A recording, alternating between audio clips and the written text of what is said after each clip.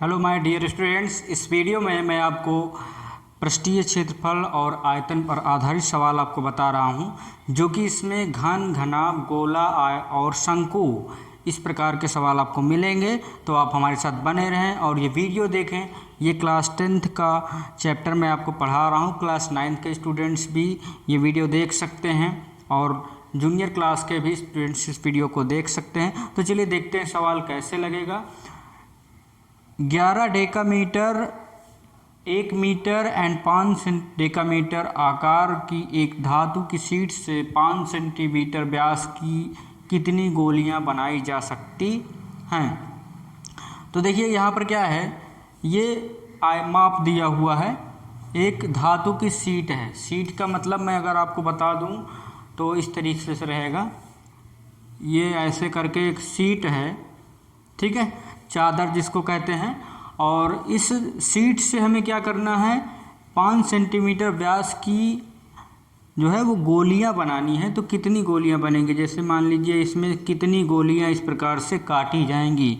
जैसे आप समझ सकते हैं कि कोई लोहे का चादर हो आपके पास और उस चादर से गोल गोल गोला काटना हो तो कितने गोले कटेंगे, वही इस वीडियो में हमें बताना है और पता करना इस सवाल में, ठीक है। तो चलिए देखते हैं सवाल कैसे लगेगा। तो देखिए, तो धातु का आयतन हमें पहले निकालना होगा, क्योंकि इस वीडियो में हमें इस सवाल में मिल सकता है। तो धातु का आयतन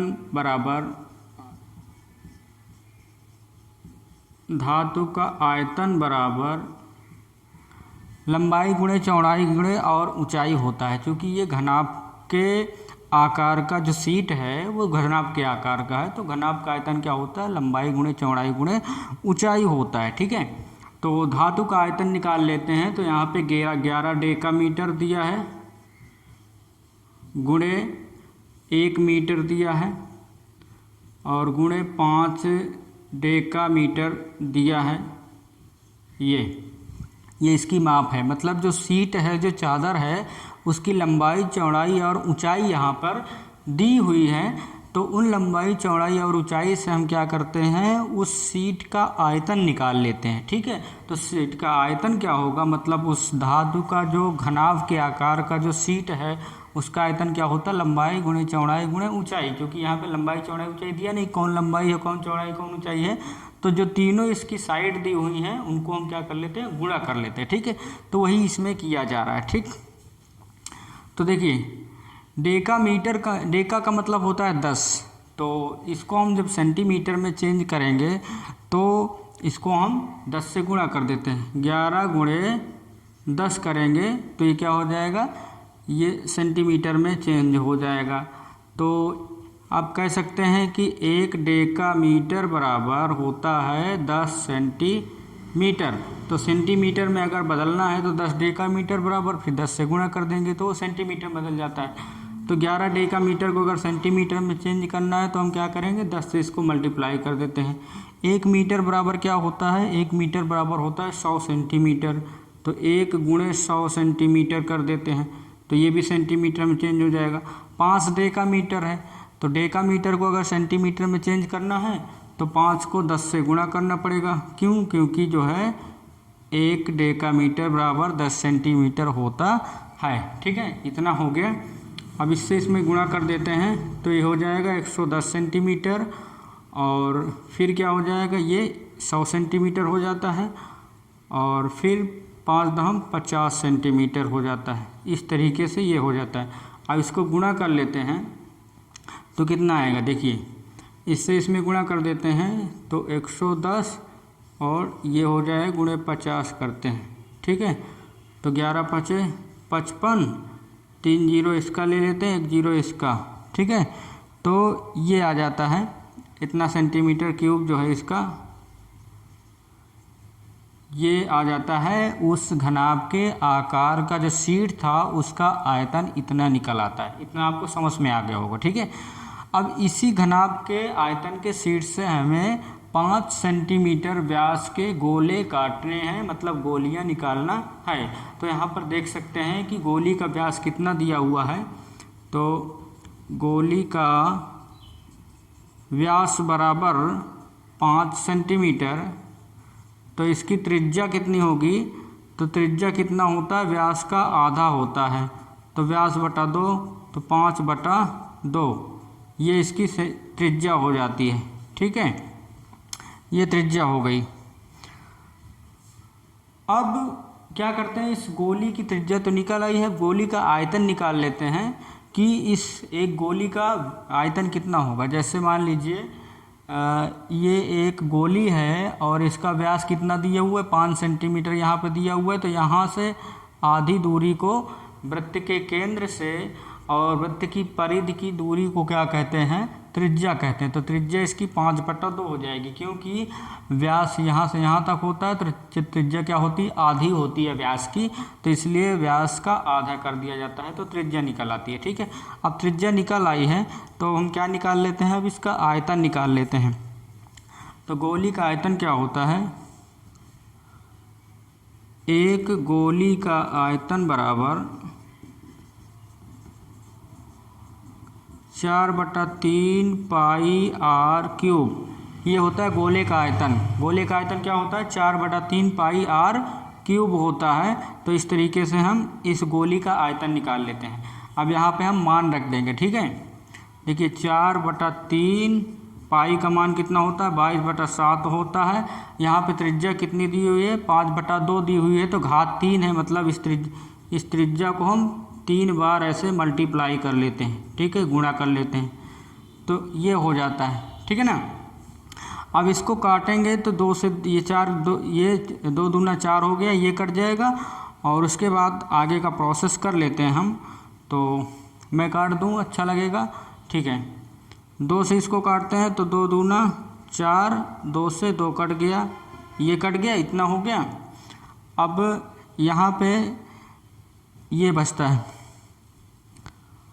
तो ये 2 बचा, 1 2 से 22 को काटेंगे तो 11 आ जाता है, ये हो गया। अब इधर गुणा कर लेते हैं इतने में। तो देखिए 5 × 5 = 25, 5 125, 125 गुणे 11 बटे यहाँ पे 7 त्रिक 21 आ जाता है। ठीक है, तो जब इसको हम गुणा करेंगे तो कितना हो जाएगा? 11 × 5 = 55 और 11 दूनी 22, 22 5 होता है 27 के साथ हासिल 2, 11 × 1 = 11 2 13, 1375/21 ये आ जाता है इसका आयतन। गोली का आयतन कितना हो जाता है? 1375/21 सेंटीमीटर क्यूब, ये इस गोली का आयतन आ जाता है। अब एक गोली का आयतन इतना है, तो जो ये सीट थी जिसका आयतन की इतना है, अगर इससे हम इसको भाग दे देते हैं तो पता चल जाएगा कि कितने गोली जो है उस सीट से बनेंगे। ठीक है, तो गोलियों की संख्या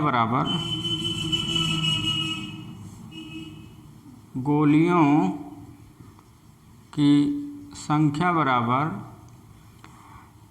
सीट का आयतन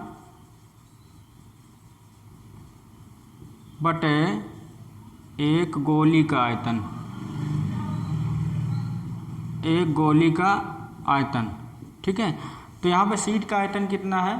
5,50,000 है, 5,50,000 सेंटीमीटर क्यूब है। और जो एक गोली का आयतन कितना निकला है? 1375/21, तो 1375/21। ठीक है, इसको हम इस तरह से लिख सकते हैं, भागे 1375/21। जब ऐसे करते हैं, ये इसलिए लिख रहा हूँ ताकि आपको समझने में आसानी हो। तो इसको गुणा कर देते हैं तो क्या होती है? संख्याएं पलट जाती हैं, तो 21 ऊपर चला जाएगा, 1375 नीचे आ जाता है। तो इस तरीके से इसको काट सकते हैं। ठीक है, अब चलिए देखते हैं, काट लेते हैं। तो 11 × 1 = 11, 11 दूनी 22, 11 × 5 = 55, 11 से कट जाएगा, 11 से कट जाएगा, तो 11 से इसको काट देते हैं तो 11 × 5 = 55, और फिर निकला इतना आया बटे 21 गुणे 21, और 11 × 1 = 11, इधर कितना गया? 2 गया, तो 11 दूना 22 और 11 × 5 = 55 हो जाता है। 5 से इसको काट देते हैं तो यहाँ पे कितना हो जाएगा? इतना हो जाता है, 10,000 हो जाता है, गुणे 21/5 5 दूना 10 और 5 पचम 25, इतना हो जाता है। ठीक है, इसको इधर लगा लेते हैं, हो जाएगा ना। तो अब 25 चौका 100, 25 चौका 100, 400 हो जाएगा यहाँ पे। 400 गुणे 21, तो ये कितना बनेगा 0 0 4 1 9 4 4 दूना 8। तो 8400 गोलियाँ जो है उस सीट से काटी जा सकती हैं या निकाली जा सकती हैं। तो इस प्रकार से ये सवाल जो है वो लग जाता है आपका। और आपको हमारा ये वीडियो पसंद आए और जो भी प्रयास मैं कर रहा हूँ यूट्यूब पर आपको पढ़ा रहा हूँ, तो मैं कोशिश कर रहा हूँ कि आपका ज़्यादा से ज़्यादा अच्छे से अच्छे तरीके से आपको समझ में आए और सभी सिलेबस मतलब पूरे सब्जेक्ट आपके कंप्लीट करवाए जाएँ। तो त्रिकोणमिति, हाइट एंड डिस्टेंस, त्रिकोणमिति अनुपात, वास्तविक संख्याएं, द्विघात समीकरण, ये आपको पूरी तरीके से एक एक सवाल मैंने पढ़ा दिया है। आप उसको यूट्यूब पर हमारे इसी चैनल पर आपको उसको देख सकते हैं। इंग्लिश ग्रामर पढ़ा दिया है मैंने। और अगर बायोलॉजी पढ़ना चाहते हैं तो 105 से अधिक वीडियोज हमारे इस यूट्यूब चैनल पर उपलब्ध हैं।